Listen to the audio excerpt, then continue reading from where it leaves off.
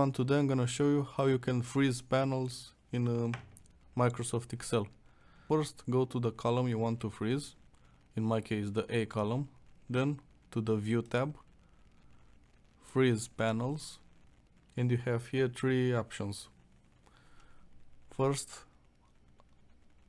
unfreeze the panels, freeze the top row, or freeze the first column.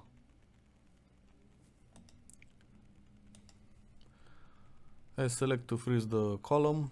So as I scroll to the right, my column will be frozen, as you can see. In this way you can keep track of your important information.